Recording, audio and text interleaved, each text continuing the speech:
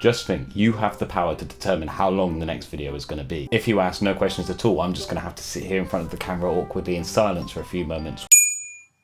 Well, at least I don't have to do the bit. Hello, and welcome to the 1 year anniversary Q&A for the channel. Thank you so much for submitting so many questions. Genuinely did not expect to receive that many.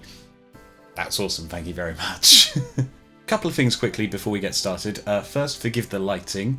I normally film using natural light from the window. This is actually my second go at filming the video. I did the first one using natural light, and I forgot to check that the camera was in focus. I've been doing this for a year. You'd have thought I'd have learnt by now. Second, apologies if I mispronounce anyone's name or handle as I go through this. You're about to learn why I'm normally scripted when I do these videos. Hello, me from the edit. I forgot to mention here, I have split up some of the questions a little bit, so if you see your comment come up on screen and I only read out part of it, don't worry, I am getting to the rest of it. So without further ado, let's get started. Plurko writes, I have a bit of a think about what I want to ask. Cool beans, no pressure, just we'll get back to you when you've thought of something. Baron FW writes, who are you? Well, I'm me. Who are you? Okay, let's start taking this seriously. Wilhelm Scream 3813 writes, favourite Doctor Who story? I'm going to give two answers for this one for the original show and one for the revived show. For the original show, it's The Green Death. Just fantastic story. Wonderful end to Joe Grant's time, and just, it's the one with the giant maggots. You've got to love it. For the revived series, it would be Dalek. I'm a massive Dalek fanboy. I really like stories where you sort of delve into the horror of being a Dalek and the Dalek mindset. And I also love stories where they're cool, shooty, cyborg robot things. And Dalek contains a lot of both of that, so yeah, fantastic story. Woody Woodnarm writes, who's your Doctor? My Doctor is the 9th Doctor. I got into Doctor Who by watching the revival series. Chris Eccleston's Doctor is kind of hardwired into me as what the Doctor should be like. Zackelberg7429 writes, what's your ranking of all the Doctors?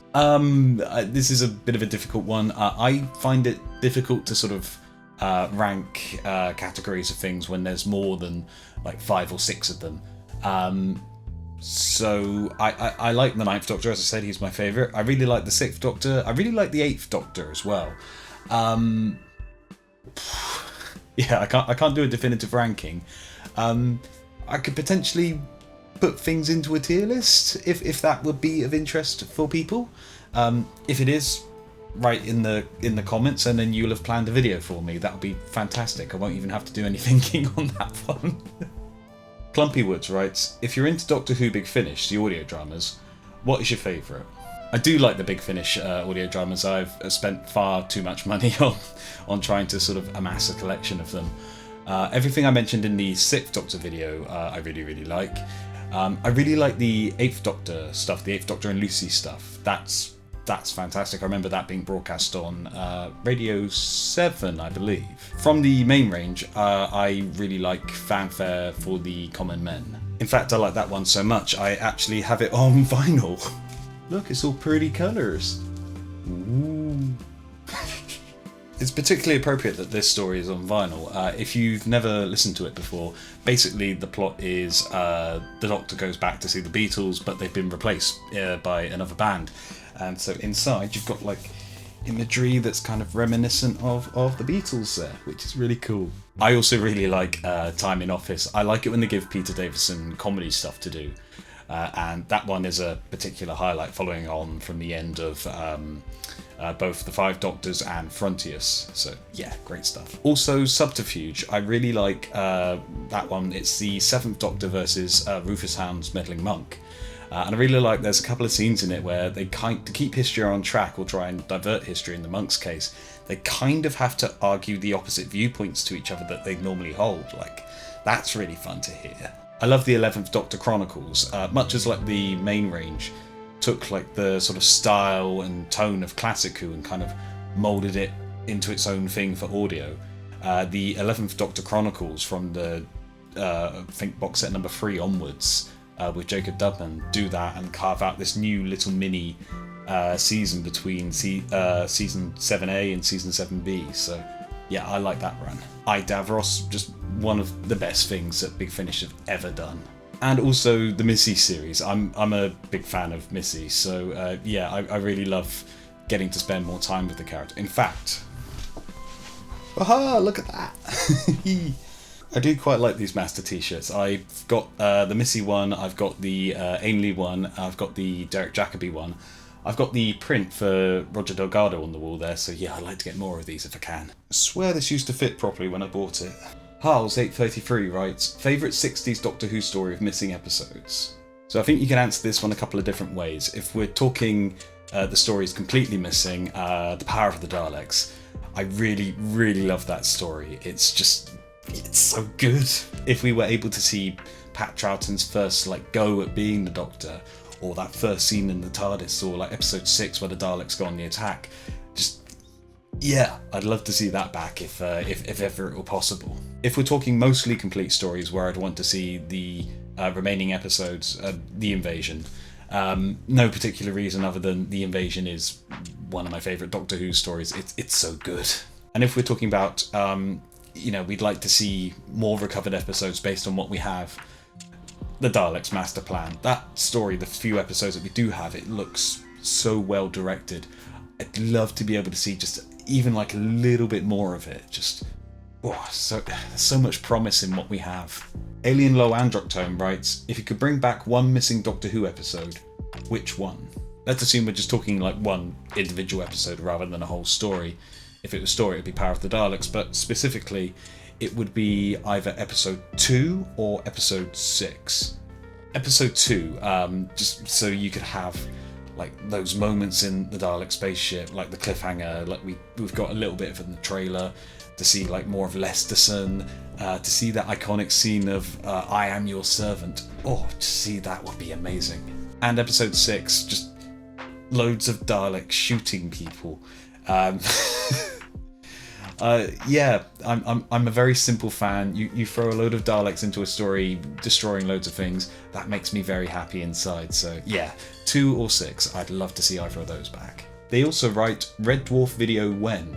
And Mayflower2765 writes, do you have any plans to make a video on Red Dwarf? I'd absolutely love to make a video about Red Dwarf. I love the series so much. I just need to find the right angle to sort of approach the series from. I don't want to just make a video that's just Red Dwarf good, because we all know that no one learns anything from the experience. So yeah, just as soon as I can think of an interesting angle to approach the series from, that will be in the works. I did consider doing something about the Red Dwarf books, but there is a bit of a stumbling block. I have only read these 2, and these 2 end up being alternate versions of the story from each other. One's written by Rob and one's written by Doug. So maybe, who knows. Alien Low Androctone also writes, are there any cartoons you hyper-focus on as much as Super Marionation or low-budget live-action ones? One sec. I'm a massive Simpsons fan, I'm a massive Futurama fan. Also, The Spectacular Spider-Man, I think that was from 2008. For my money, that's the best animated version of Spider-Man that they've ever done. As you can probably guess, I am a big fan of the Clone Wars as well, and Star Wars Rebels. Both fantastic shows. As for low budget live action, I mean, how much lower budget than Doctor Who can you go? Blake 7 maybe? I've been enjoying going back to things like The Adventures of Sir Lancelot and The Avengers, but obviously those were quite high value productions for the time. They only kind of look cheap in retrospect. That's the curse of all recorded media, no matter when you make it. Cosmosis writes, thoughts on season 18 of Classic Who? About to upset some people here. I'm not a huge fan of season 18, sadly. I mean, it's still Doctor Who, I like it, and there are some great stories in there, some great concepts in there. But Tom feels very drained throughout that season, considering all the stuff going on behind the scenes. You can kind of understand why, but if your lead actor, who's normally so full of charisma and energy, is suddenly just phoning it in for several of the episodes, it makes it less of an enjoyable watch. I'm also not a huge fan of Christopher Hamilton Bidmead's writing, I'm afraid. I really like Frontios. That's a fantastic story. I think conceptually Castrovalva is very interesting once it gets to Castrovalva. The stuff in the TARDIS I'm not very fond of at all. And as he was the script editor, his influence gets felt across the season. It feels less fun to me. I really like season 17. I like Douglas Adams. So yeah, that's kind of my preferred oeuvre of Who. Oeuvre of Whouvre. That said, the shows themselves tend to look very good compared to the stuff that came out of the Williams era. So it has that going for it. Like, you can see John Nathan Turner's influence quite quickly, as well as you can feel Bidmead's. But the whole thing of Bidmead trying to make it like a more like scientifically focused show, a more serious show, it's still got some pretty outlandish concepts in there, particularly in something like Logopolis, where they keep saying numbers to keep the universe together. That's basically magic. There's no scientific principle on which that works. It's a fun idea, but to dress it up as like your serious sci-fi show where they chant numbers to keep the universe alive, yeah, it doesn't do it for me. But season 18 does have its own distinct flavour. The show would be poorer if you didn't have at least one season that sort of explored the kind of tone that season 18 goes for. It's just not for me, but more power to those who like it. Mayflower2765 also writes, what is your favourite season of Classic Who? For me, it's probably season 10. You start off with the three Doctors and you get Pat and John playing off each other for basically the whole story. Love that, big fan of that. Carnival of Monsters is just great. Frontier in Space, I love Frontier in Space. The Draconians look fantastic. I really like how the Master is used in it. I really like the chemistry that the Master, the Doctor and Joe have. They all play off each other so well. I'll defend Frontier in Space to my dying breath. Planet of the Daleks, again, it's the Daleks' greatest hits, but I'm a very simple man. You give me loads of Daleks doing very Dalek-y things, and that makes me very happy. And as we said before, it ends on the Green Death, the one with the maggots. Best season finale Classic Who ever did. Just perfect. Flobber Wobber Bobber, great name, but a bit of a tongue twister to read, writes, congrats on your first YouTube anniversary, thank you very much. All of your videos are great and I love them to bits, especially the 6th Doctor one. For your Q&A, opinions on Sylvester McCoy as Doctor Who. I'm at the Sylvester McCoy era now in my watch through.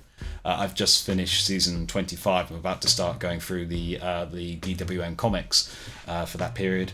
And I really like Sylvester's Doctor once he kind of settles into himself. That happens very quickly. Time in the Rani is a lot of fun, not in the way that the creators intended, but you can see Sylvester kind of struggling to sort of find his version of the character. When you get to Paradise Towers, you see that he's got a very clear sense of what he wants his version of the Doctor to look like.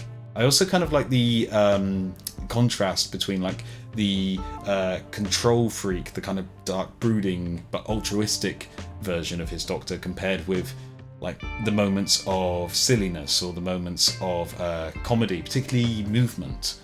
Like,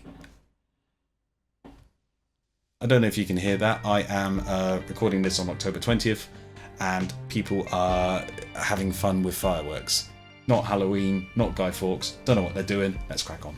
But yeah, obviously Sylvester McCoy's background sort of gives him these sort of very clownish skills, which when he puts them to use in stories, it's this wonderful contrast between this weird, silly little man who knows exactly what he's doing and is trying to sort of like maneuver the situation to get the best outcome out of everything.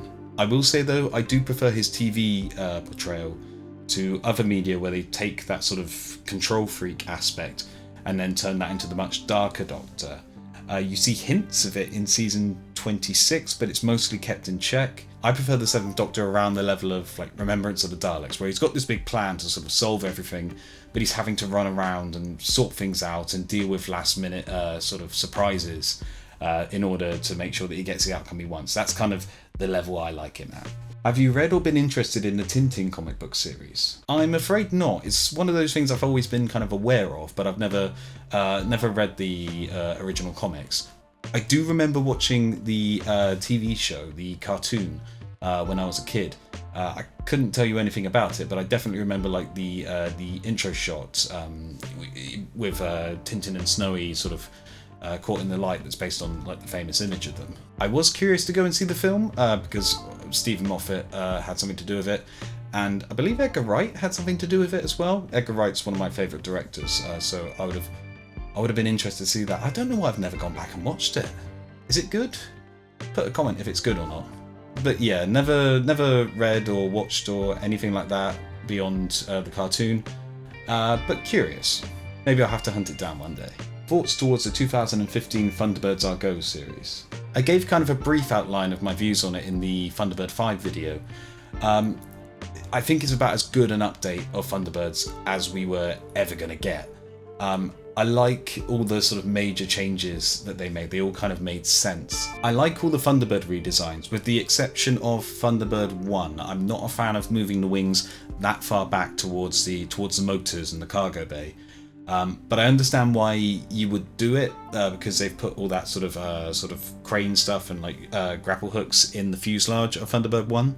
And Thunderbird 1 seems to be a bit smaller as well than the original show, so I get why they've done it, but I prefer the look of the original in that case. Well, I prefer the look of the original in all of them, but like that's the only one where I take a bit of issue with the redesign. I also really like Thunderbird Shadow, mainly because it reminds me a bit of an Angel Interceptor. That's just one of my favourite Anderson craft, and that's about as close as we're ever going to get to having an Angel on Tracy Island, so yeah. The comedy can be a bit kid-focused, but then it is much more overtly a kid's show than the original, so you kind of have to sort of take that, and most of it's fine, it's fun, it's enjoyable. Like, it's a good way to spend 25 minutes. Also, the fact that it is 25 minutes gives you, it's kind of like getting a little glimpse into a universe of what the original half-hour cuts of Thunderbirds might have looked like, in terms of like pacing and everything like that. I've always wanted to try and just edit one of the early episodes down to try and get it down to 25 minutes. I don't know why I've never done that. I have a video editor. I have copies of the episodes. When I get a free afternoon, I'll try and do it one day. And I like the fact that the show actually got 3 seasons, so we have so many more adventures for International Rescue. Even if it's not the original International Rescue, the Thunderbirds have gone on so many more adventures now, so that's kind of cool. I like that. Finally, what are your thoughts on Thomas the Tank Engine, considering your reference to liking trains? You and me both. I really liked it as a kid. It was the thing that kind of got me into, appreciating real steam engines. My parents would take me to steam railways, I think to the Bodmin Steam Railway. That was kind of my springboard to getting interested in real life locomotives. Here's to another year of videos. I'm so excited to see what you release next. Thank you very much. The Fat Controller's Hat writes, what are your favourite Thunderbirds reboot episodes? Obviously, everything I mentioned in the Thunderbird 5 video I really like. I just like it when they feature Thunderbird 5 in that show in general. It's just so cool. From the first series, I really like Under Pressure. I think that's a really good Thunderbird 4 episode. Breakdown's really good. I like Virgil in that one.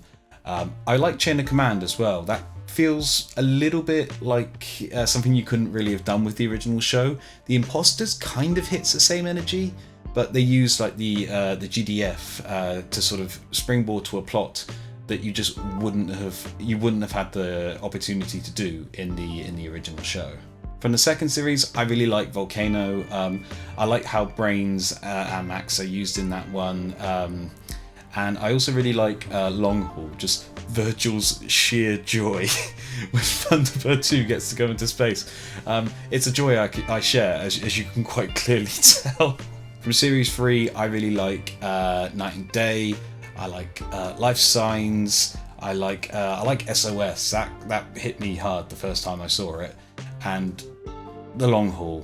I mean, it's not a perfect episode of the show, but there's just so many feel-good moments in that one, like, I just can't help but like it. Oh, I also really like Flame Out as well. Virgil is just absolutely adorable in that one. Notorious CG writes, have you seen Blake 7? And if so, what do you think of it? I've seen about 2.5 seasons of Blake 7. The box set is staring at me from my DVD shelf. I need to go back and finish it one day. I like it. I like that it's kind of trying to do something a bit different to the popular sci-fi at the time. It's trying to go a bit more overtly for dystopia. The effects. Is it? I think it's Seek, Locate, Destroy where you get that. robot that comes in at the beginning. Oh my goodness. So I I appreciate that angle of it, as well as the actual themes and tones and story that it's going for. That's British sci-fi for you. You've kind of got to be able to laugh at it to be able to sort of get the full amount of enjoyment out of it. I think I got up to about City at the Edge of the World. Is it City at the Edge of the World? The one with Colin Baker in. I sort of rushed myself to that point before doing the 6th Doctor video, and I've just not found the time to go back to it since. But I really want to. I really want to finish it off, and I want to do like a proper re-watch of it again to sort of like really sort of watch it again without sort of having the surprise of first time, sort of seeing what you can actually pick out from it. How did you get into all the shows that you make videos about? So the Jerry Anderson stuff I got into via Thunderbirds. I got into it via the repeat runs in, I can't remember if it's 1999 or 2000, but that kind of time. And I was just the right age to be like absolutely hooked by it. Like it was at the same point that like the Phantom Menace had come out, and I was getting interested in Star Wars. And then you had this show, which is completely different to anything I'd ever seen, and it was just like my tiny child mind thought this is the best show ever. And my adult brain has refused to remove that fact from my brain, so thank you, adult brain. They showed Captain Scarlet and Stingray shortly afterwards, and you saw like adverts on the beginning of the VHSs for other programs. Like I remember seeing the advert for like Space 1999 and thinking like, oh my god, it's the same thing, but like with actors, with real people. As I grew up, I kind of tried out a few other things from the Anderson catalogue. And sort of saw bits and pieces of shows and sort of, dipped my toe into the wider universe. And a couple of years ago, I decided I've seen representative examples of most of the shows. Go for it. Doctor Who, as I said, I got into it via the 2005 revival. That year, me and my family were going up to the Lake District for our holiday, and our parents had like a sort of DVD player in the back of the car that you could sort of strap to the headrests, and we were all allowed to sort of have 2 DVDs, one for the way up, one for the way down, and my 2 DVDs were the most recent volume of Doctor Who that had come out at that time. I think it was the one with the Empty Child episodes, and Revelation of the Daleks had been released at the same time, and I'd read like the reference books. They had like the Legend book in the school library, so I checked that out and read a lot of that, and I had like the Alien and Monster book and everything. And it had a picture of Davros on the cover, and it had a Dalek on the cover, and it had like, an older Doctor, and that kind of hooked me into the classic show. So I was learning the classic show as the new show was coming out, sort of more or less at the same time. Very quickly got up to reasonable speed. And for Aardman, because I live in Britain. That's how I got into it. So we had, in fact, it was this VHS of Wallace and Gromit in the House. The sad thing is, I've kept most of my VHS tapes that I had at the same time, and I meant to keep this one, but so it must have been in the VHS player that I had at the time, which I don't have anymore. So I have the case. But not the actual cassette, which is a shame. You can go back there. Chicken Run obviously came out, and that was big. And they had a little bit at the end where you could see how it was all made, and that was just mind blowing to me. And then also in the Aardman Shorts video, I brought up the selection tape. 1 second. Here it is. It's one I do have. So yeah, this had a few of the shorts on it, like Creature Comforts and War Story, and that got me hooked that way into the wider catalogue. So yeah, that's how I got into those. Also, why did Jerry Anderson hate John Tracy? You've referenced it a couple of times, but never fully explained it. There's not really that much more to explain, really. It's been mentioned in a few sources that Jerry Anderson didn't like John. One second, let me go get them. Filmed in Super Mario Nation states that Jerry hated John in several interviews. There was that clip from the Thunderbirds companion that I put in the Thunderbird 5 video.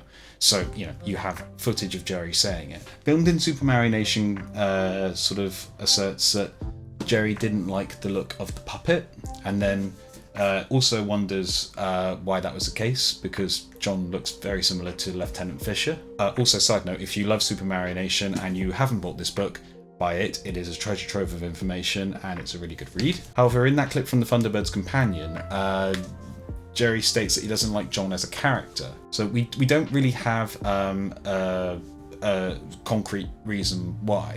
My speculation, and it's purely speculation on my part, is that it was Sylvia Anderson who generally fleshed out the characters. She's generally the person given credit for doing that, beyond the initial descriptions. It's possible that Jerry just didn't like the characteristics that Sylvia had given John, but not enough to write him out of the show, because you still need someone to operate Thunderbird 5. Why not put your least favourite character there, because they're never going to get in the spotlight? That's about as much as I can find with the resources available to me.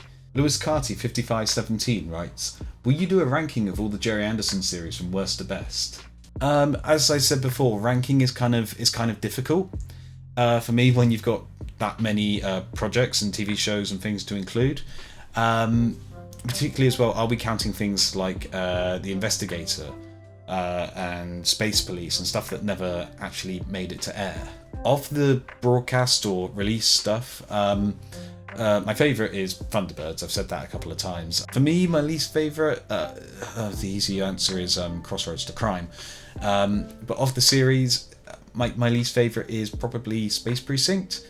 It feels the most tonally confused, and with the live action shows where they're still doing like the model work, you're kind of facing an uphill battle marrying the two together.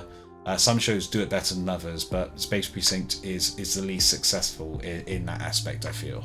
I could probably do a tier list for them, so again, if that's something you'd like to see, pop it in the comments. This is brilliant. I can just get you guys to sort of suggest ideas for videos in the comments. Have at it. Rick VGO2 writes, I'm all here for a long Q&A.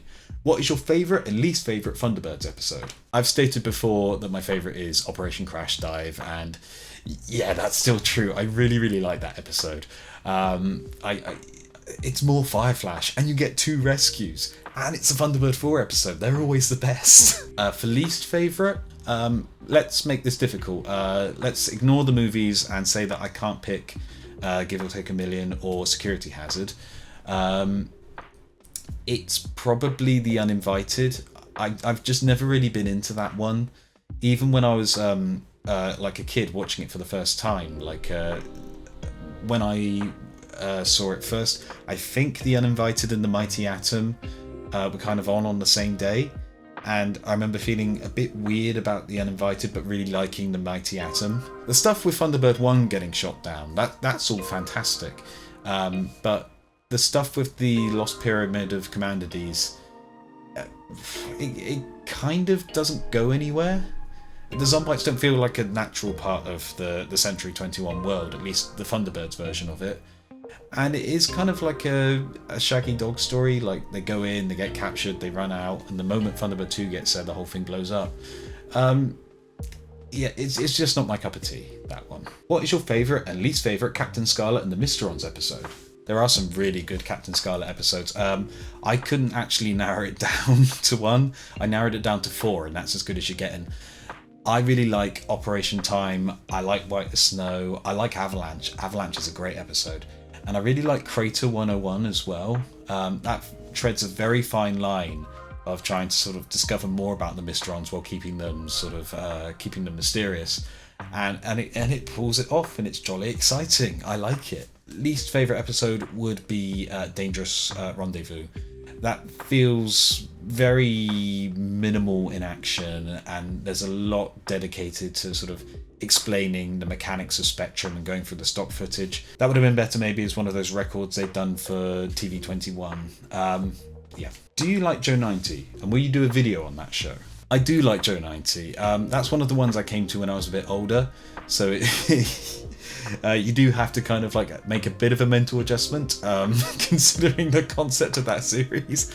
Like 9-year-old kid gets brainwashed into being like a secret agent every week. But once you get on board with that, you can have a lot of fun with the show. I like the show. I want to make a video on it, but as with Red Dwarf, it's finding the right angle to sort of make to sort of approach it from to make a video. If you could own any prop from any Gerry Anderson show, which one would you like to have? Again, a couple of ways you could answer this one. If we are talking like props of the vehicles, it would be the Firefly. The Firefly is so cool. It's a flameproof bulldozer with a cannon on the front. Just, what more do you want? Like those shots in City of Fire as it pushes all the debris out of the way, it looks fantastic. So yeah, I'd want to own that. If we're talking about handheld props that the characters use, this is going to be a bit of a lame answer. I really like the handheld mic that John uses, like the one that's got like the sort of cutouts around the sort of grill at the top. So I would want one of those. Like, can you imagine doing a Zoom call and you've got one of those and you're having to speak into it? But if we're talking props as in stuff made for the live action inserts, there are a few Captain Scarlet episodes, The Trap particularly, where you see that full-on Spectrum uniforms have been made. So that's really cool. I would want the Captain Scarlet uniform if we could go by that metric. Also, that'd be costume, wouldn't it, rather than a prop? It still counts. Let's go with that. Still loving this channel. Keep up the good work. I'm here to watch it all. Thank you. Red Engine 4433 asks, what is your favourite episode of each Gerry Anderson show? So I can't do favourites for all of them. Some of them I just have less to say about than others. I like Four Feather Falls. I enjoy watching an episode, but I don't have a favourite for that show, for example. But I'll list the ones that I can. For Supercar, I really like A Little Art, and I like False Alarm. Mitch the Monkey is the best of the Super Marionation animals, and he gets a bit of a fun role in that one. And also, it's just fun seeing Master Spy and Zarin being flown about in Supercar out of their control. So it's a very simple reason, but that's why I like that one. For Stingray, it's probably Titan Goes Pop or Set Sail for Adventure, which makes sense. That's probably why I spoke so much about those ones in the Stingray video. For Joe 90, it's See You Down There. I don't think you could do that episode in any other Gerry Anderson show, so just very surreal. I love it. Very inventive use of the Big Rat as well. For the Secret Service, more haste, less speed. It's Gerry Anderson does wacky races, and I'm absolutely here for it. For UFO, A Question of Priorities. That's a great episode. UFO does kind of like flip between being the earlier action adventure sort of tone and then trying to be more grown up. This is a moment where they really kind of try and stake their claim to the grown up tone for UFO, and that ending is it's striking. It stays with you.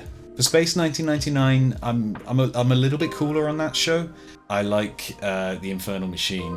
I love that voice and just the image of that machine just rolling across the moon. It's a very cool image to me. You get the images right, and I'm absolutely happy. Dick's Banner, I like both of them. I like both of the serials. They're both fun in their own way, so yeah, not very much choice, so pick both. The new Captain Scarlet, Reign of Terror, I quite like. I remember watching that one originally. And Best of Enemies, I remember watching that one as well when it was broadcast.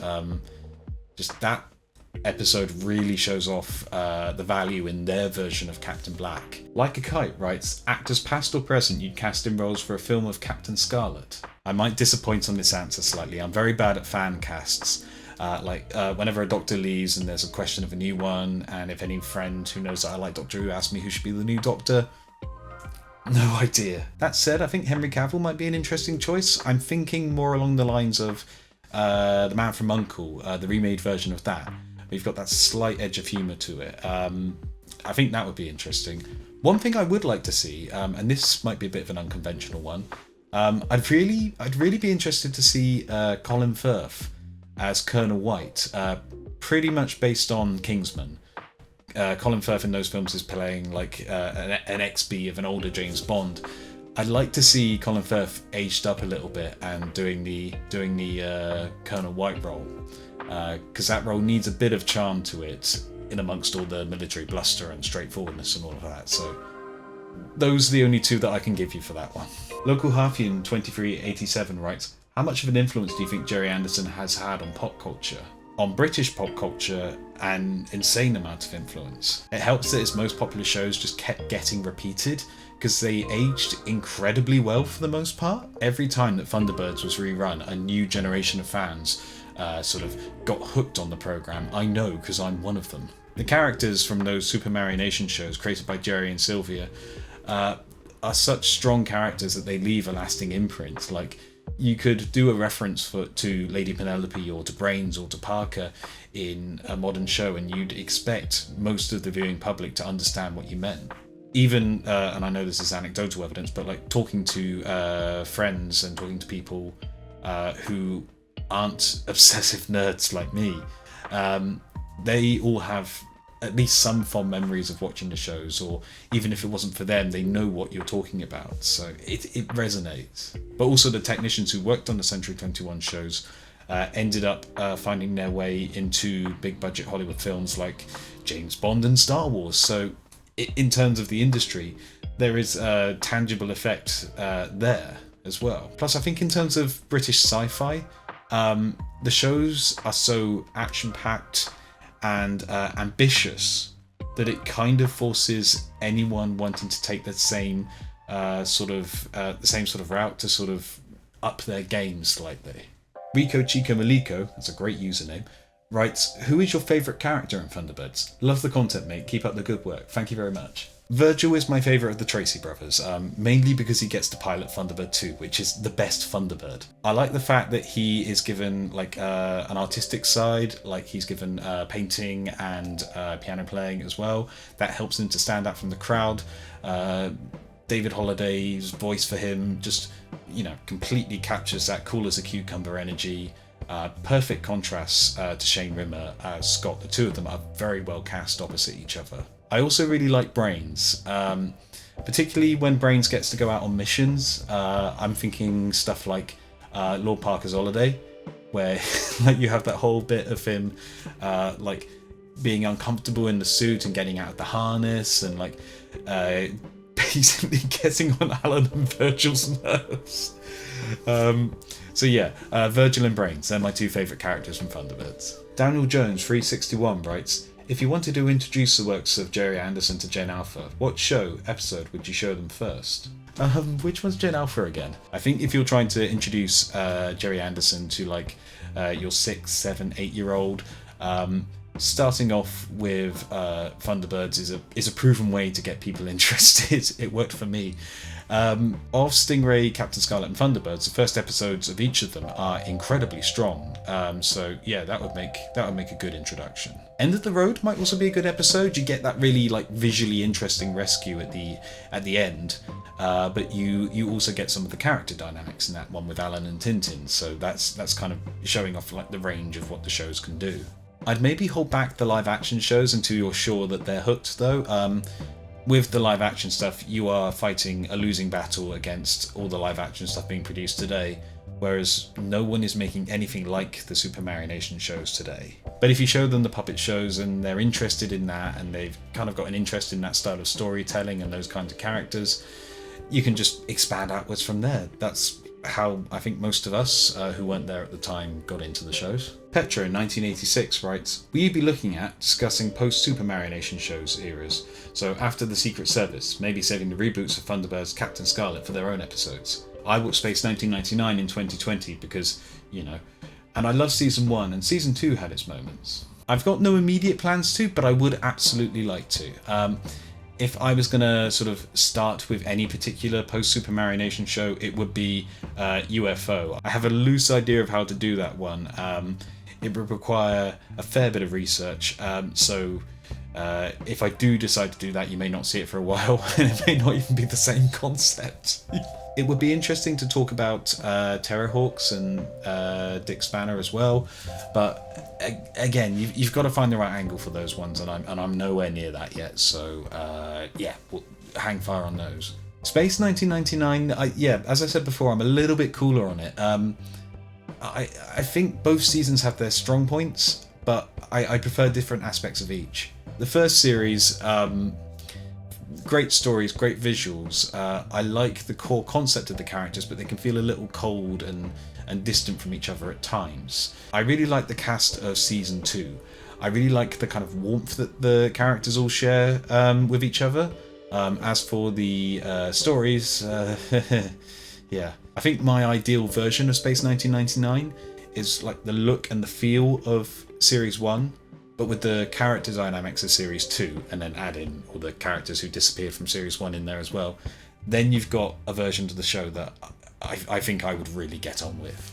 Armageddon, great name, writes, "Hi, I'd like you to comment on comments on the what order should Thunderbirds be watched in video, which make other proposals and changes to the order in which to watch it." Oh, sure thing. A couple of people have mentioned that they don't like Danger at Ocean Deep being that early on. Yeah, I'm the same on that one. I don't. It does feel like a bit of a later series episode. It's a bit weird pulling it that far forward, but that's kind of the rules of the game that I was playing on that episode. You kind of have to take what everyone says at face value and assume no one's exaggerating or rounding up.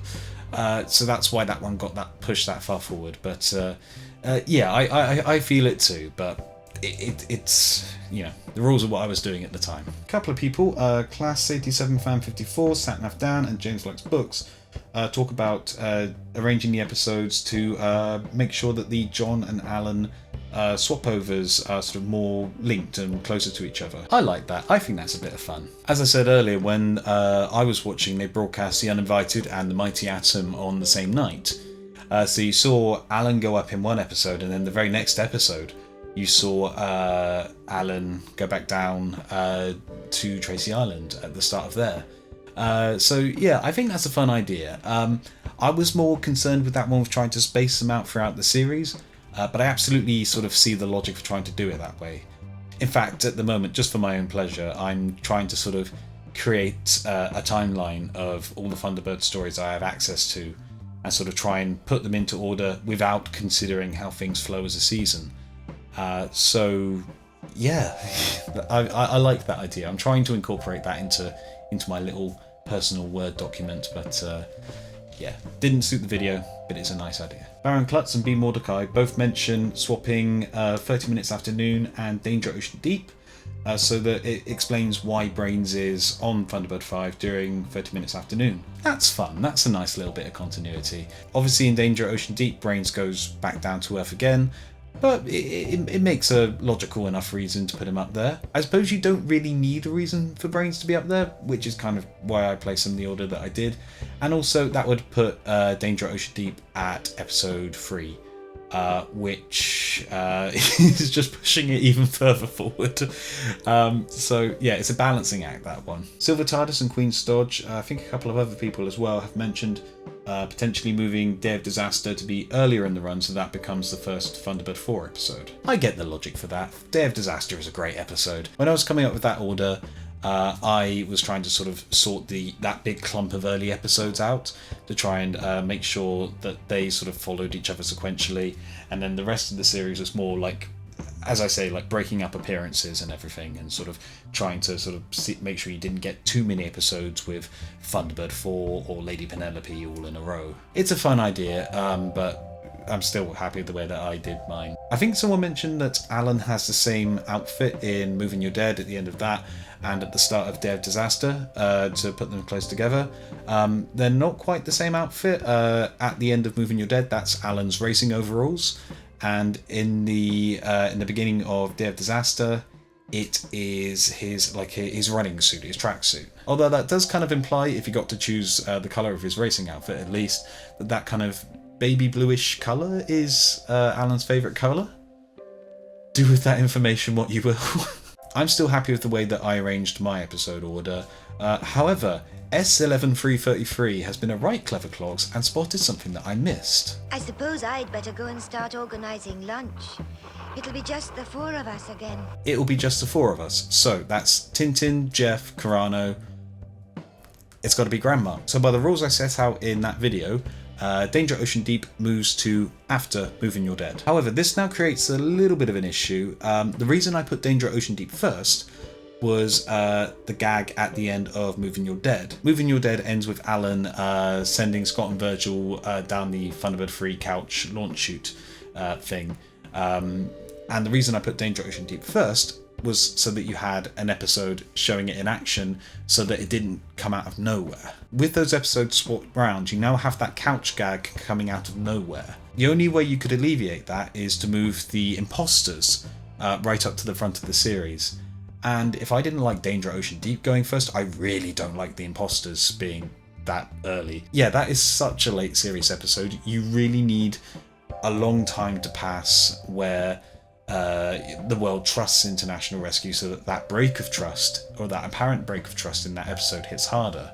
So I don't like putting it that far forward. But that is an option. However, you can kind of get around this. A couple of people asked where you would fit the anniversary episodes into things. The anniversary episodes were based off the mini records that sort of tied in with TV21. Obviously, if you were doing that, Introducing Thunderbirds would be the first, and it gives you a chance to see all the launch sequences in action. However, if you do have Introducing Thunderbirds as the first episode of the series, I think it's a weaker intro than Trapped in the Sky. It's a fun little promo tie-in item, but it's not really the first episode of the series. You don't get any sort of thrilling rescues or exciting action. It's literally just lore and info dumping. Like I say, fine for a tie-in thing, and the anniversary episode itself is fun in the sense that we get a new episode of Thunderbirds.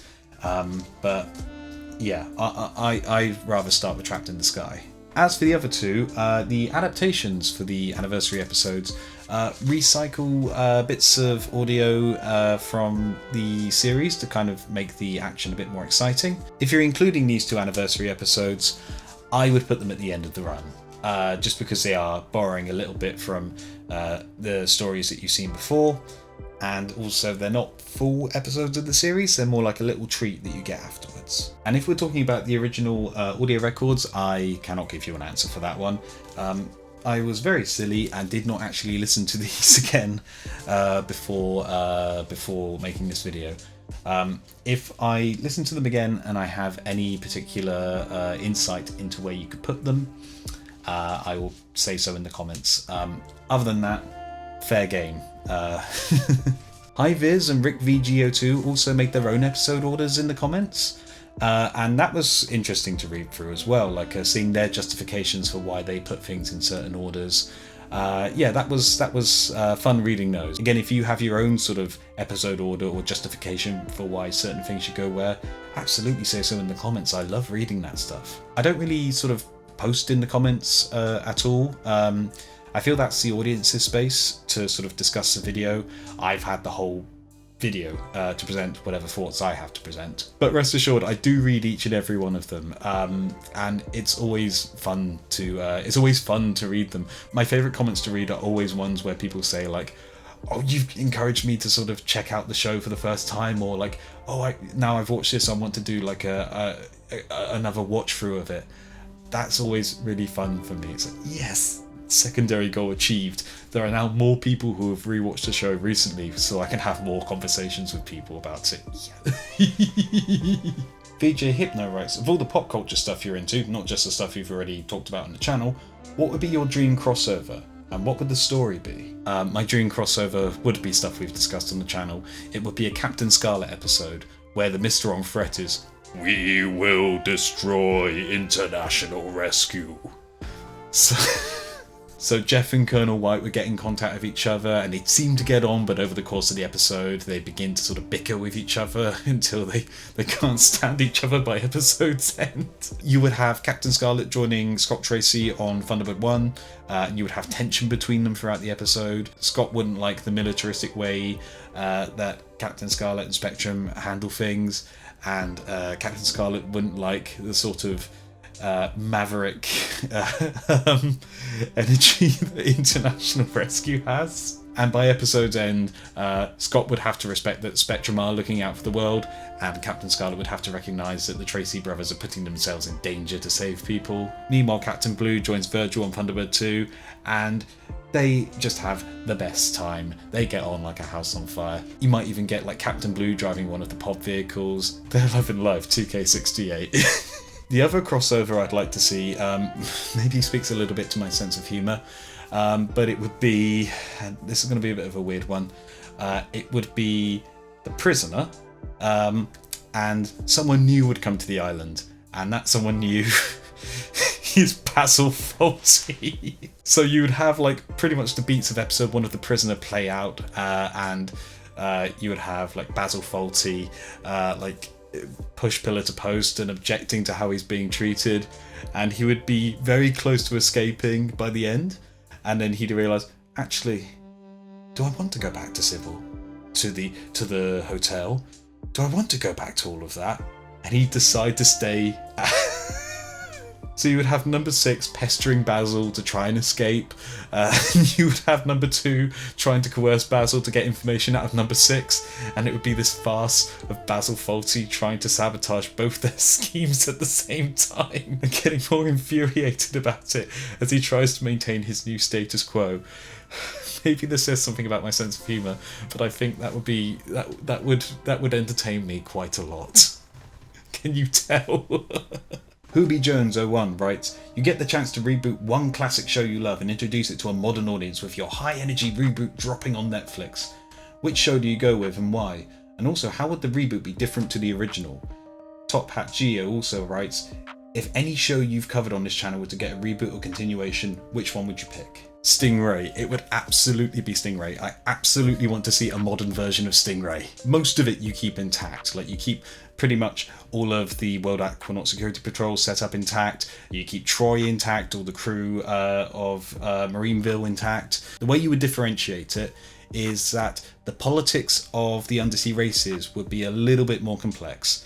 Like, not vastly complex or anything, but like you would have some races who wanted to wage war against the humans, and you'd have one who wanted to cooperate and live in peace and harmony, and you'd have ones that just kind of wanted to keep to themselves. And why is King Titan being so weird about this? They have that whole thing in episode 1 of like there are so many races under the sea, some to fight and some to help, and most of them are ones to fight. They do have undersea races that they try and help.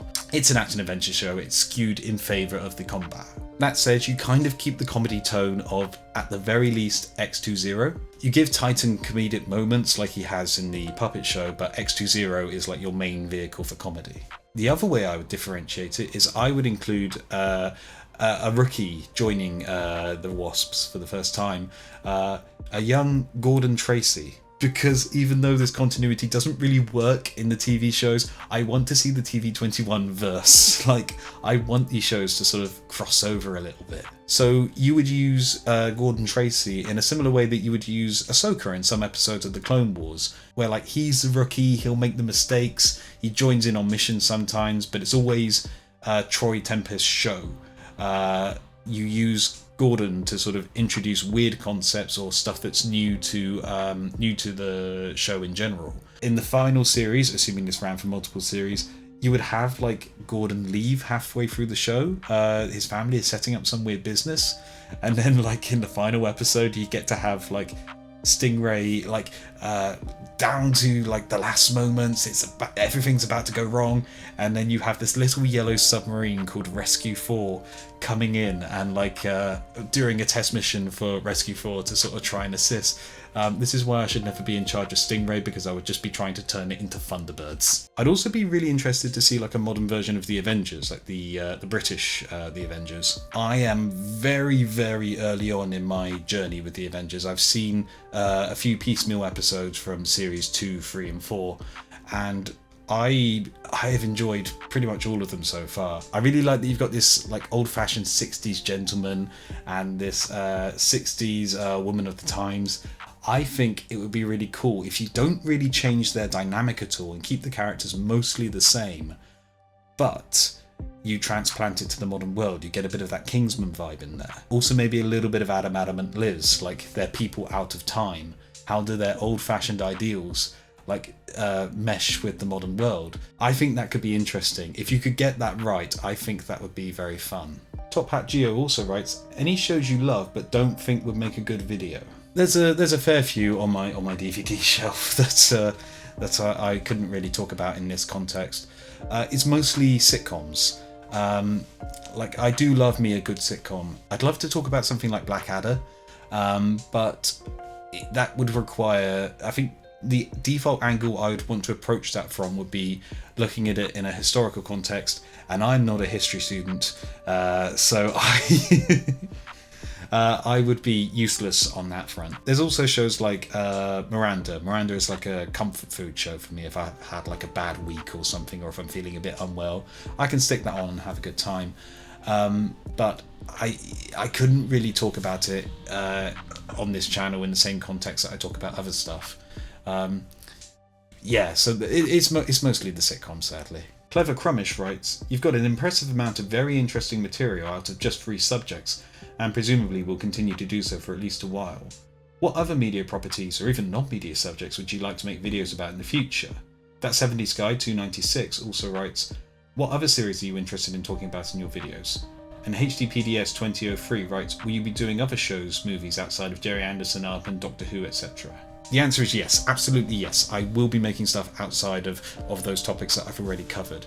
I very nearly made a Red Dwarf video, as I said earlier in the year, and very nearly got started on that. And I very nearly started the research for a Being Human video. I'd love to make a video about Being Human. It's just one of my favourite shows of that time period, and again, it's finding the right question. I'd also like to make a video about The Simpsons. I've had a couple of ideas of how to do it, but they've all required me watching like at least 8 seasons of television.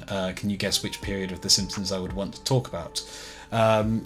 So if I did that would be a very long-term thing. But if everything goes to plan, the very next video that I make should be about something that I haven't covered before, and it's not going to be a TV show. So yeah, that's going to be interesting to see how that one does. Velocity Audio writes, are you a fan of railways? Yes. Clever Crummish also writes, and actually, so as to separate them from the answers to that question and be clear I haven't forgotten about them, any more train videos planned for next year? Starlight Express 254 also writes, so you're a trains guy, right? Any future content about that? Yes, absolutely. In fact, I do want to make a video about trains this year, provided I've gathered enough footage for the topic at hand. I also have very tentative plans to make something a bit different train related next year, but that would require a lot of research, but it is a topic that I already know a little bit about and is more specific to where I grew up, so yeah.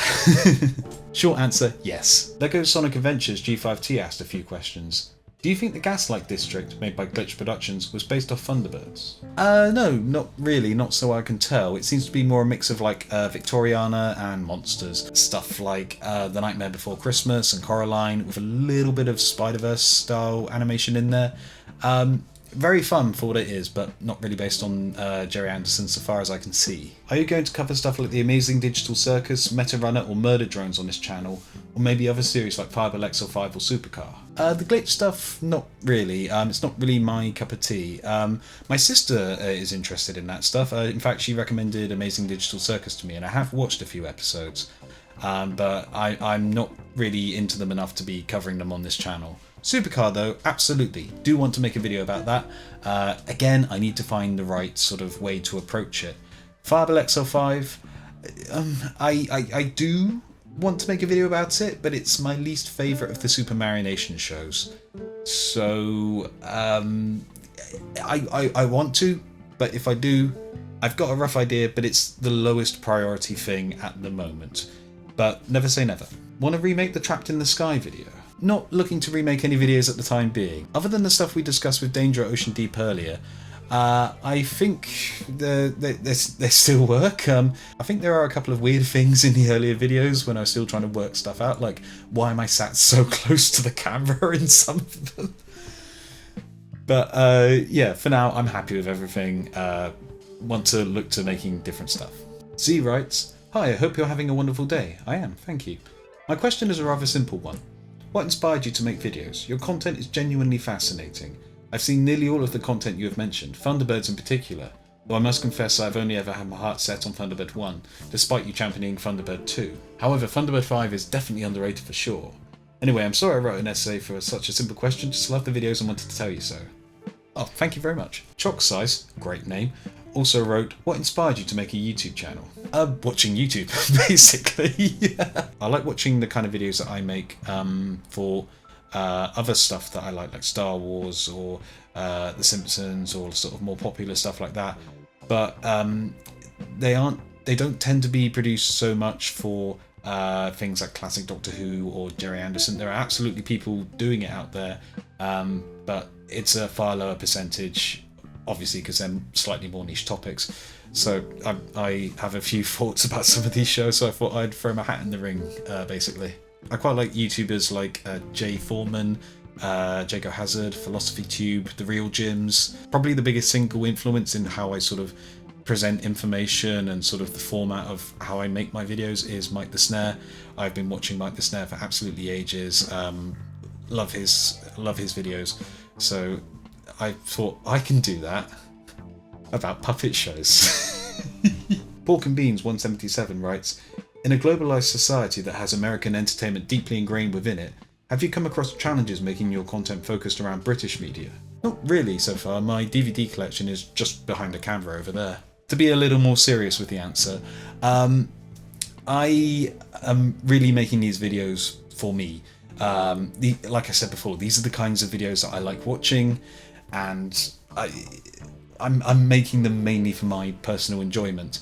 I'm genuinely surprised that any of them got over like 5 views. The fact that so many people have watched them and commented on them, it continues to blow my tiny mind.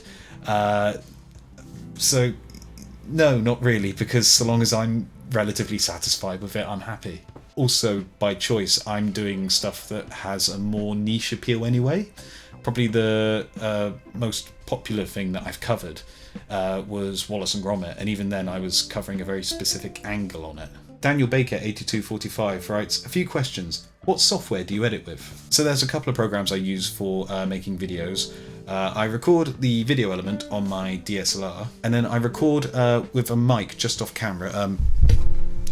Hello. So recording from that for these segments and for the voiceovers, I record that into Audacity because it just tends to be more stable, particularly when I'm recording some of the longer videos.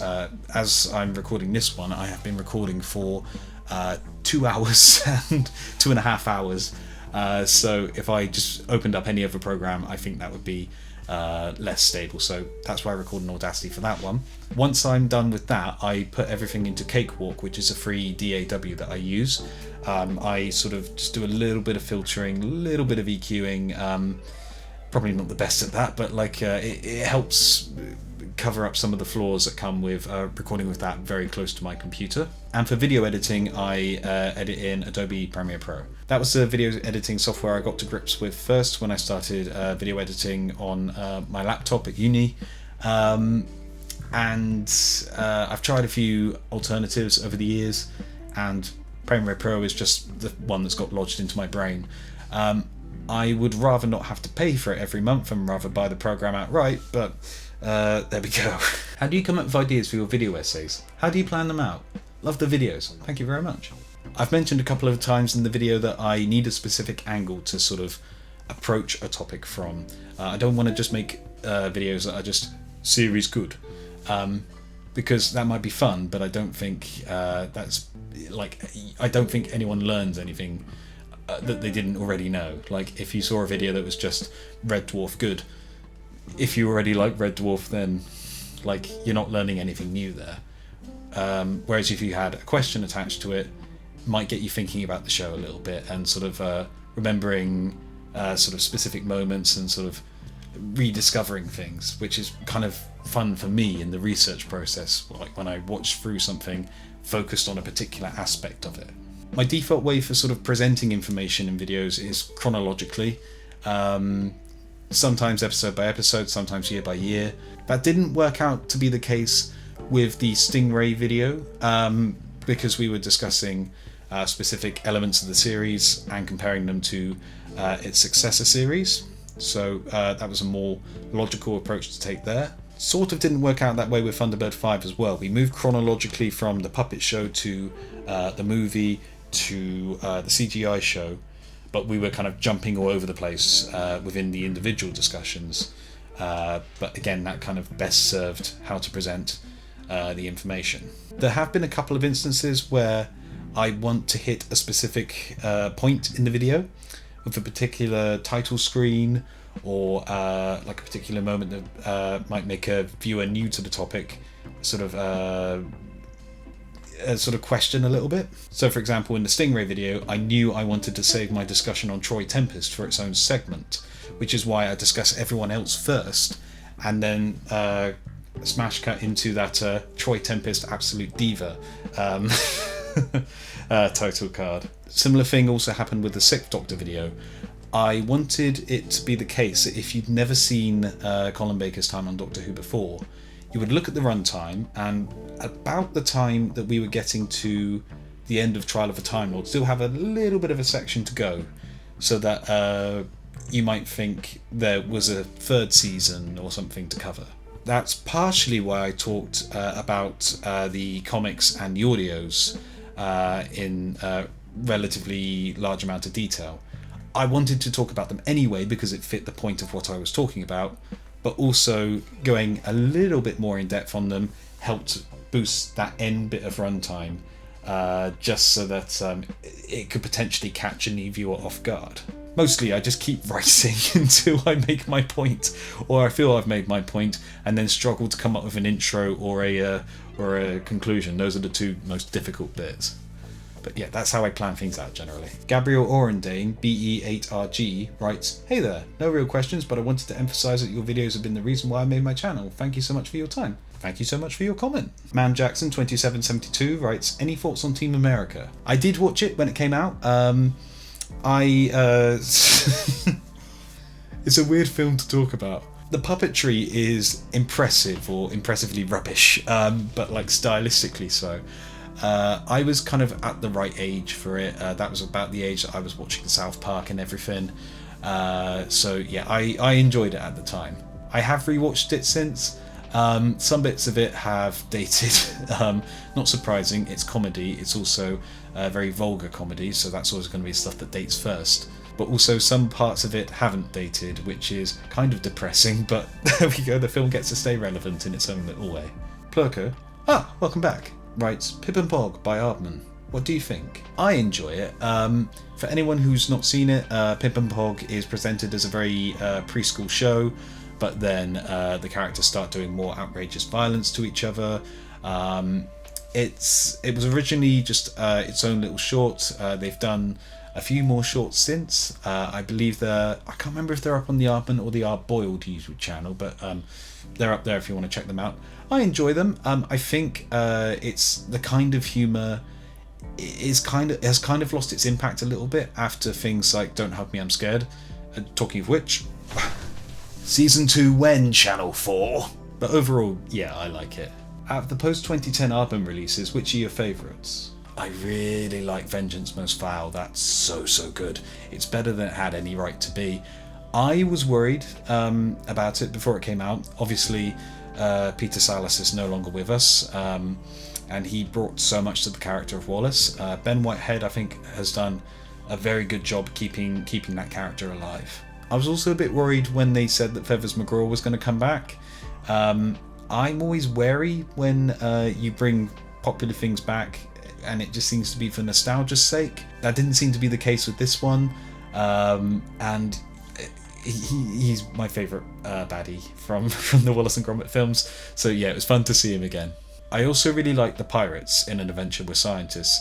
I like the style of that one. I like how it's sort of close to Aardman's house style, but it's just slightly different enough, and I think the voice cast are fantastic in it. What does the Century 21 interpretation of the 21st century imply about their conception of the future? Especially considering if you take the original canon that Jeff Tracy was born in 2009, making him Gen Z. Someone in the comments mentioned that makes Colonel White younger than Jeff Tracy, and I did check it in these two books and it is true. I guess that's what being a billionaire does for you. I mean, the clearest thing is that they had no conception of the internet. Just the way that computers look in the show and the fact that they don't sort of connect over long distances, they're all like reliant on like radio communication. To be fair, no one could have seen that coming, but it is kind of funny, and that's the kind of main thing that sort of keeps it retro future. Well, that and some of the social attitudes. But I think it's interesting they kept the social attitudes mostly of the era, like the fashion and costumes mostly of the era. And in a weird way, that's kind of helped the shows sort of stay relevant. Like when they start the Century 21 stuff with Fireball, they are, out in Space City and they're all wearing like outer space uniforms and they're traveling around to meet distant aliens and things.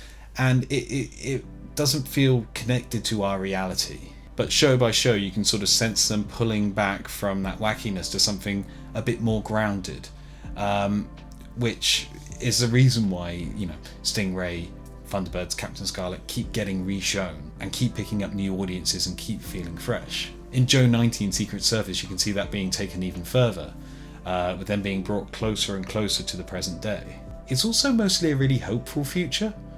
Like, you've got benevolent world governments, and you've got like everyone getting on, and no real wars or anything. It does lead to some weird moments, like the Most Special Agent, where like they imagine this whole scenario that Joe can go on, and then the script just goes like, but of course that would never really happen, we're all at peace, we're all friends. Oh, how are we meant to have spy stories then? It's a very interesting conception of the future, in that some technologies have actually become real and been surpassed, whereas some things are still sci-fi nonsense. It's a really engaging sort of blend of both for an audience, which it's fun. Caitlin L writes, since I see the outtake tape behind you there, what's your favourite Red Dwarf episode? I always love how the vehicles, especially Starbug and Ace from His Dimension Hopper, both look like Anderson craft. I mean, Peter Ragg, who worked on the show, got his start with Century 21, so there is a bit of a connection there. Favourite Red Dwarf episode is tricky. It's something from season 5, probably. Picking at the moment, I think that would it's either like Quarantine or Angels and Demons. Like, two great episodes. Love them both. Geriatric Fan 1963 writes, are you a fan of Douglas Adams? And if so, what do you make of the different adaptations of Hitchhiker's Guide to the Galaxy and Dirk Gently's Holistic Detective Agency that have been made over the years? Ooh. Yes, I'm a fan of Douglas Adams. Obviously, I'm a Doctor Who fan, so I'm a big fan of season 17. Shada, particularly the 8th Doctor version of Shada, is legitimately one of my favourite Doctor Who stories. I must admit I haven't read any Dirk Gently yet, but I am a Hitchhiker's fan. I have heard the original radio show, I've seen the TV series, I've seen the film, haven't read the book. I do need to get round to this one. It has been sat on it's not my bedside table, it's my bedside bass amp, but it's been sat there waiting to be read for quite some time, but its time will come. I have read the script book though. There are some fantastic stage directions in here. In fact, when I was at uni, I had to do an essay on adaptation, and what I chose to talk about was the original radio scripts. That's why I have the script book and the script for the movie, because it's really interesting to see what things sort of survive in Hitchhikers because it started as a radio show. Like, for example, the segments where the book keeps on going, that's really easy to cut away to on audio, but on visual mediums you then have to sort of incorporate that somehow and completely break away from the visual narrative, which both the TV version and the film version do really well. I prefer the TV version though. There are some great little mini essays from Douglas Adams in the script book, where he talks about things like having 2 heads and 3 arms being a really cheap gag on the radio and really awkward to do in live action. I love the cast of both the radio and the TV version. I think the TV version suffers from being so similar to the radio show. I think you probably would have wanted to wait a little while before you did the TV version, but also it was sort of blowing up around that kind of time. Why wouldn't you? Yeah, it's a bit of an odd one. And with the movie, I can see why certain things changed the way they did. Like, for example, you've got the Vogons throughout the film because you need like an overarching baddie in a way that they aren't in the original radio series 1 and 2. And you cut out the stuff of the restaurant at the end of the universe and going back to Earth and figuring out the question. Because that's a really fun joke to end a series on, but it would feel a bit anticlimactic for a film. The cast are also a bit weird in the film as well. Like, generally the British actors sort of get it and understand it. The American actors, not quite so much. I can't remember whether I've seen this in a Doctor Who documentary or a Hitchhiker's documentary, but Douglas Adams talks about writing a funny joke that's meant to be like delivered straight, and then people think, oh, I'll do it in a silly voice, and now I'll put a silly hat on, and now I'll do a silly walk, and suddenly the joke has got buried beneath layers of silly. And I think instinctively that's closer to like a British style of comedy than it is to American styles of comedy. I'm generalizing a lot here, but yeah, it's kind of weird trying to adapt that for a mass market film that you want to work on both sides of the Atlantic. But I am a fan, and I will read the book one day, I promise. Sean M, 1955, writes, what are some of your favourite short-lived British TV shows? Only 1 or 2 seasons. Fawlty Towers and The Prisoner, as I mentioned before, big fan of both of those. I don't think I'd want any more of them, but it is a bit of a shame that we only have 1 and 2 seasons of those. Fleabag's another one, only 2 series of that. That would have been fun to see continue, but also I wouldn't want that run into the ground because that feels quite special. Years and Years was a fun little mini-series as well. Fun's not maybe not the word for it, but like that was a good mini-series. I'd be interested to see where that continued, but again, it stops at a really nice place. It's a Sin as well. Oh my goodness. I watched that during lockdown. I promised myself that I was going to ration like an episode a day. I binged it all in one afternoon and was crying by the end. Fantastic show. Ash Bear Callum writes, I noticed a Lego tripod in the background and was wondering, what are your thoughts on Lego, and do you have a favourite theme or set? This guy. Ooh. It's a bit dusty. Like the top bit can turn, which is really cool. You can like point the laser, and then like the top comes off and it goes. I'm genuinely about 5. I got this one. This is from the Alien Attack line, I think it was called. I got this one because it's about as close as you're ever going to get to like a Lego Martian fighting machine from War of the Worlds. Let me put you back there. Ooh. Come on, stand up. There we go. I am a Lego fan when I can afford to be. Lego Star Wars, as you might imagine. I now tend to try and collect the ships that I didn't have when I was a kid, and then also the ships I did have as a kid. Because I just really like Lego. In fact, for my most recent birthday, my workmates actually got me this, which is a little fighter. It's got a little blue cone in it, and it's got little shooters on it. Whee! Haha! Oh, I've lost that now. I like the collectible minifigure lines as well. That's quite fun. I try and get those when I can. I had Lego train stuff as a kid. That was fun. Some of the creator stuff. I'd like to try and build one of the modular houses when I can afford them, which is going to be quite some way off. As for a favourite theme though, that might actually be coming up very soon in the next video if everything goes to plan. I've just given that away now. There's only really one theme that people get weird enough about to make video essays on. Were there any notable scenes from your favourite shows, movies that you reenacted with Lego or any other toys as a kid? I remember building a Lego plane and attached a string to the back of it so I could play out the escape scene from Chicken Run. You'll be shocked to hear that I played Lego Thunderbirds, because of course I did. I liked doing Day of Disaster, so I used to build myself a little Martian space probe, collapse it off a bridge, plonk it down, bury it in Lego pieces, and then get my toy Thunderbirds in to save the day. Fun was had by all, especially me. I tried building Wallace and Gromit's house out of Lego. That didn't work very well. Had nowhere near enough pieces. I ended up having to like jam plates in between studs to try and form walls. But it was like the X-wing wing plates where that like at weird angles, so it didn't really fit that well. I also tried like modding my train, my Lego train, to sort of be like the train in Back to the Future Part 3. Not very successful again, but I had fun trying. On that note, what's your favourite scene from Chicken Run? There's so many good scenes. You've mentioned the escape scene, that's fantastic. I really like the training montage as well. I like Flip Flop Fly. My favourite scene is this little moment, it's a bit of a quiet moment actually. It is after the initial meeting, after Edwina is killed. And Ginger says something defiant as she exits the meeting, and normally you'd cut there to go to the next scene, but you get to see her take a few steps outside and she just breaks down crying, and it really, really humanises Ginger in that moment. And like, I've never been so sad for a lump of plasticine. Like, it's a really quietly effective moment that just works to deepen the character and illustrate how real their peril is. I absolutely love it. Also, anything Mrs. Tweedy says. Mrs. Tweedy, the chickens are revolting! Finally, something we can agree on. Perhaps as well, there are just so many moments I just use in real life. Oh, my life flashed before me eyes. It were really boring. The Smart Casual Gamer writes, out of the live-action Jerry Anderson series, which is your favourite?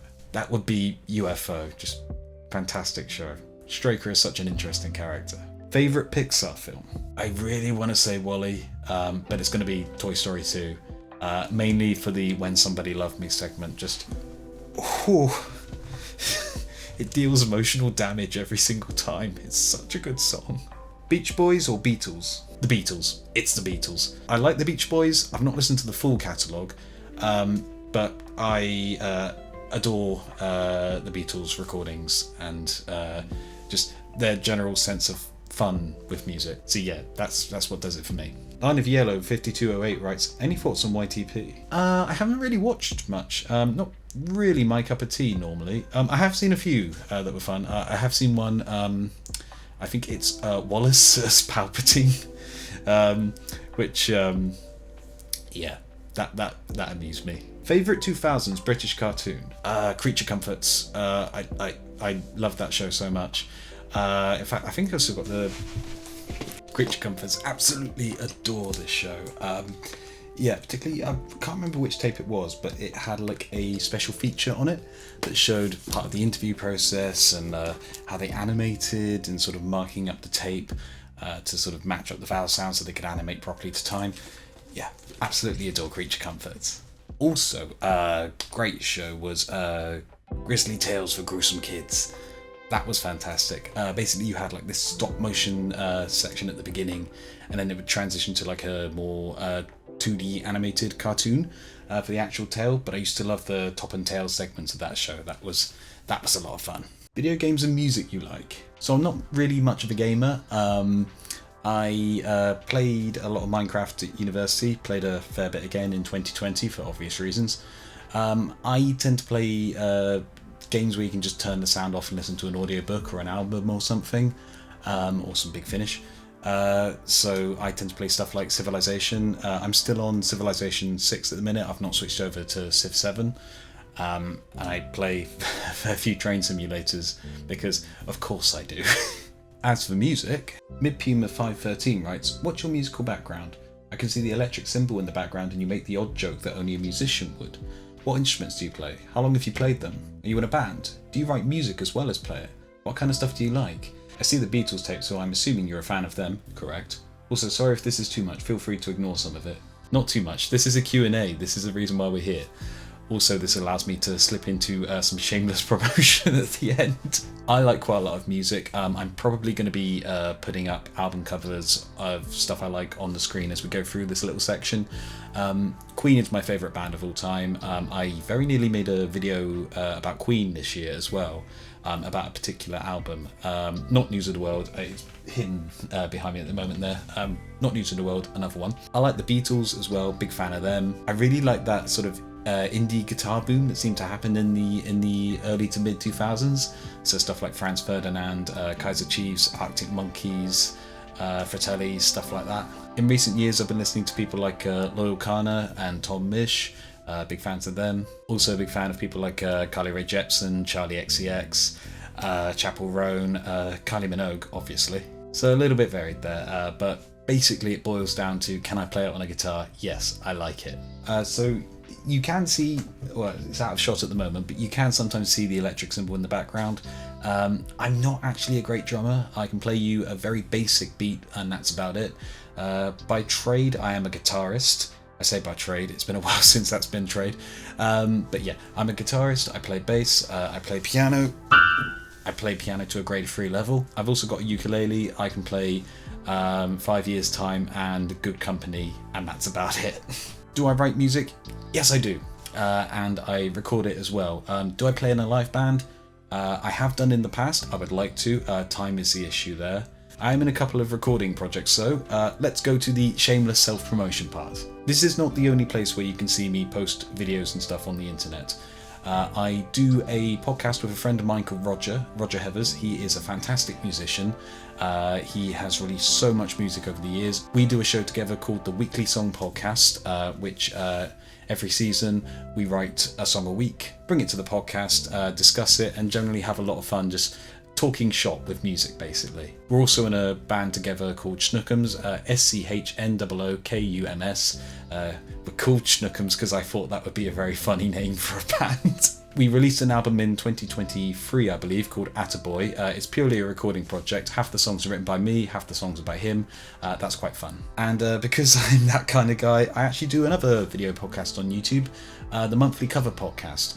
That one's a bit looser. That's me, Roger, and a couple of friends of mine, Josh and Sammy, basically record a cover every month around a certain theme, bring it to the podcast, have a bit of a listen, and just generally sort of chill out and have a bit of a fun discussion about what we've done. I also have a YouTube channel where I post some of my own music. It's not too much on there at the moment, but what is on there is a live show I did for a friend of mine's album release, Aoife Valentine, for the release of her album The Lifebringer Smells of Death. She describes herself as the original emo, could you tell? Great stuff, like fantastic voice and fantastic production on that. So yeah, if you want to see what happens when I get too loud on stage with an acoustic guitar, there's that for you. Hopefully if I get this all sorted in time, I will have just released an EP of original songs as well, written by myself, mostly recorded by myself. Roger will be on there as a couple of background vocals. Drums will be done by a friend of mine, Payne. You can find him on YouTube as The Boundless Drummer. Production, mixing, mastering, audio wizardry, done by a friend of mine called Fletcher James. His album, All We're Meant to Do, check that out. He's also got some new music coming out at some point soon, so keep an eye for that. And I think that's about all. If I have forgotten anything, future me, put it in here. And there is still a little bit to do, partly because I forgot to put one question in my big list of questions, but also mostly because I managed to knock the camera out of focus again as I was going over to grab stuff. This is why I only tend to be on camera for like 10 seconds at a time in a video, otherwise stuff like this happens. Adam N.T. Capone, who likes Big Cool 1749, writes, "What would happen if the Jerry shows and Doctor were to combine universes? Would the Master and the Hood hang out and the Master never mentions that one time he was vaguely Asian and stole Concorde?" Man, Time Flight really is an episode of Doctor Who, isn't it? It's kind of interesting thinking of the Master and the Hood sort of trying to hang out. The characters, particularly the Roger Delgado version of the Master, do kind of share a few similarities. Like, they've both got the hypnotism powers, they both have a certain thing for disguises. There are some big differences though. The Master's sort of big draw as a character is their supposed relationship with the Doctor. Whereas International Rescue don't know who the Hood is. They know there's an agent out there, but they don't know that it's him. It's kind of difficult thinking about how a story like that would work as well. The two shows work in very different kind of realities. The Jerry Anderson Century 21 stuff tends to be very grounded, relatively speaking, and Doctor Who goes to different planets and does mad, impossible science on other planets and things. it's difficult to tell a story that would utilise sort of all 4 sets of characters, both goodies and baddies, to the best advantage. It is fun to think about, though. If there was going to be a crossover between like the Jerry Anderson stuff and the Doctor Who stuff, though, I'd love to see the Doctor try and fight the Mysterons.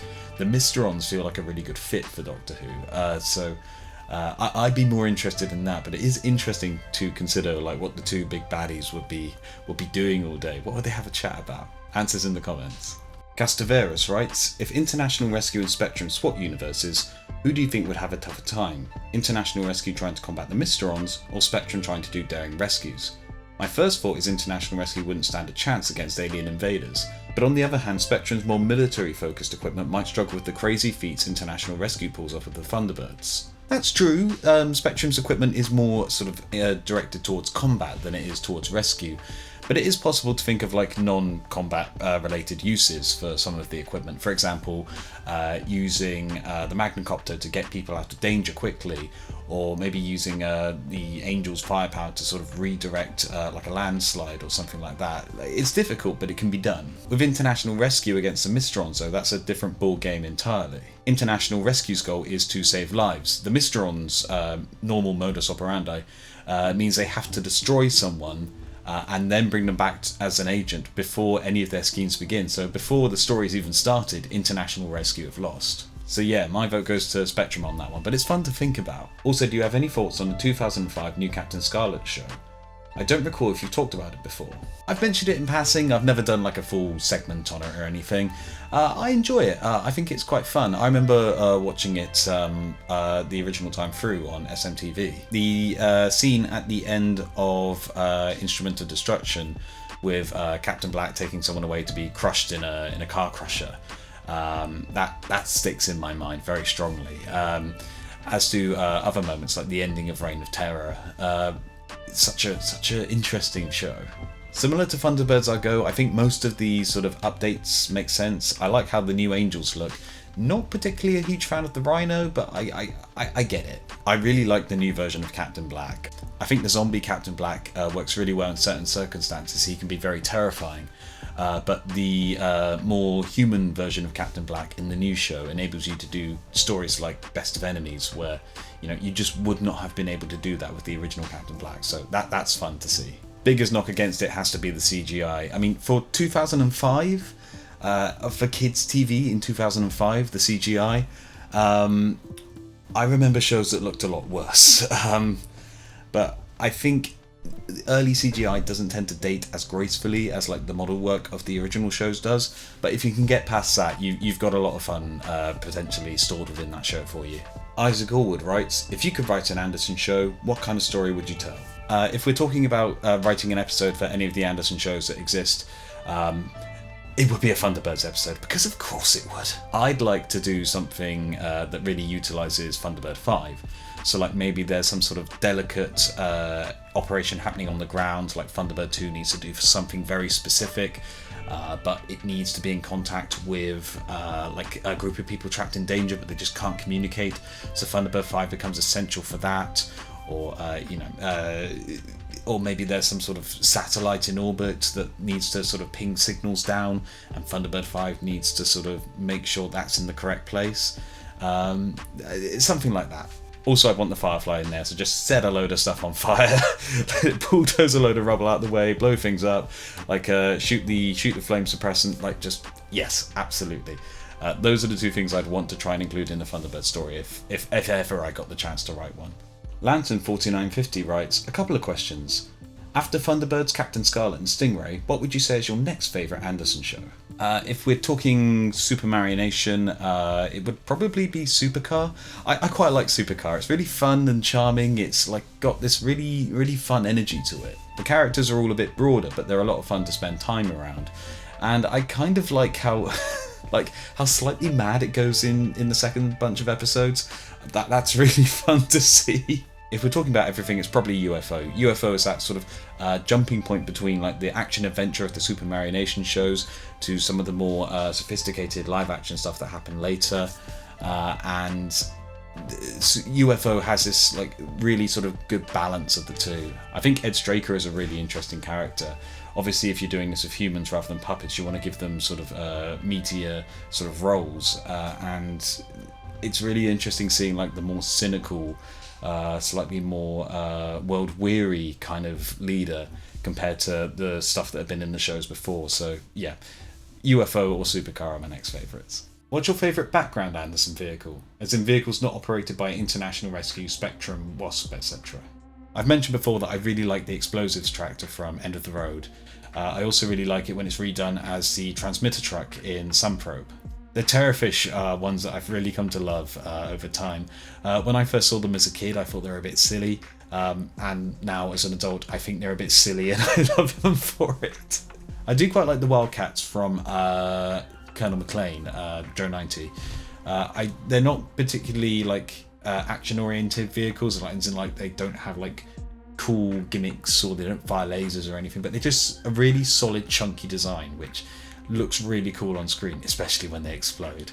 And of course, I would be remiss not to mention the trains in Lone Handed 90 and Last Train to Buffalo's Hole. Seen all your videos, really enjoy your style and your sense of humour. Looking forward to seeing more in the future. Thank you very much. Plazaster writes, did you ever have the courage, or self-hatred, to watch Turbocharged Thunderbirds? If so, what are your thoughts on it? I have seen a couple of episodes. I've only seen like 2 or 3, just the ones that you can easily find by searching on this website. It's an odd beast. I know sometimes it can be easy to make fun of like the original shows with the slightly like heightened sense of drama that the actors read some of the lines with, or some of like the more old-fashioned tones of storytelling. But they sound downright naturalistic after hearing someone do like cartoon voices all over it. The Hackmaster stuff on Thunderbird 5 is odd. It's like watching. It's like New Captain Scarlet. It's like watching a load of like SMTV skits like interspersed with bits of the show you like, but the soundtrack has just been replaced, and just all you're left with is the model work, and even then it's been sped up sometimes, and like they put the graphics over it. Yeah, it could have been interesting to try and see like those shows cut down to about like 25 minutes or so, as the original ones, some of the original ones would have been. But you just end up spending so much time with those new characters, like with their little side plots that necessarily can't react with the puppets, that it's very odd. Also, why are you trying to pretend that the puppets and the humans are in the same universe? Like, when the Secret Service did it, it was funny. And here it doesn't quite work as well. Troy again writes, can you explain how a 300-foot space rocket, Thunderbird 3, can take off through a hole in a house without burning it to a crisp or smashing it to pieces? I'll give it a jolly good go. So first off, Thunderbird 3 is 287 feet high. That extra 13 feet makes all the difference. Thunderbird 3 has very complicated radar stuff built into it, so that helps the astronaut like avoid hitting the roundhouse on the way up, and it helps guide Thunderbird 3 back onto the to the landing pad on the way down. But also, if we look at that shot, the famous one of Thunderbird 3 coming out through the roundhouse, if you look at the scaling on the roundhouse and you look particularly at the stairs, it's quite clear that that spaceship is nowhere near 300 feet high. In fact, it's probably much closer to this kind of scale. In fact, let me get Matey Boy out here. Come on, it's your time before the cameras. Don't know how well this reads on camera, but you can see this lad here comes up to about halfway up Thunderbird 3's engine. That feels much closer to the shot that we actually get in the episode. This means that although the engines are still burning with the same heat, it's over a lower surface area. This means that the Traceys in 2065 will be able to use their advanced knowledge of metals and ceramics to build an exterior for the roundhouse that will not burn to a crisp when a spaceship goes through it. If we want to think the Thunderbird 3 is 287 feet high, that means that it can only refer to the inside measurement rather than the outside measurement if everything that we hear on screen is true. I mean, Alan's clearly got more room to work with than that in the episodes. So what this means is that Doctor Who and Thunderbirds actually are kind of in the same universe, and the Doctor's just popped along to Tracy Island to give Brains the secret knowledge of how to fit one big thing into one small thing. Presumably this is also how you fit 4 elevator cars into one pod. That also means that the roundhouse must be made of some super special material only found on the planet Gallifrey. Yeah, it's just a shot in a TV show. It looks cool. That's kind of the justification for it. Kinda just wanted to show off that I have one of these. Come on, get in there. There we go. This was actually really cool because you can see Tintin on the sofa there, and if you twist the wheel on the back, whee! Ooh, where is she? There we go. Ah, that's really cool. Lift off. Ooh. My take on the roundhouse is that it's just a folly. I know officially it's kind of meant to be the guest house, but really, how many guests do you actually want at your super secret base? And there's got to be room in the Tracy Villa for like at least 1 or 2 people to sleep over if they need to. It's all the way over on the other side of Tracy Island as well. No one actually visits there, no one actually goes there, there is nothing of interest there. It's literally just a structure to disguise the rocket silo and to look really cool when a spaceship goes through it. Right, that's this section done. I'll hand you back over to Pass Me. If nothing has happened, then I got it right. I said it earlier, and I'll say it again. It continually astounds me that anyone watches these videos, to see that so many people have liked them and have left lovely comments and just engaged with them. It's genuinely humbling. Thank you all so much. Cheers for watching. Cheers for sticking with me for however long this video ends up being. And I'll see you in the next one, where it will be business as usual.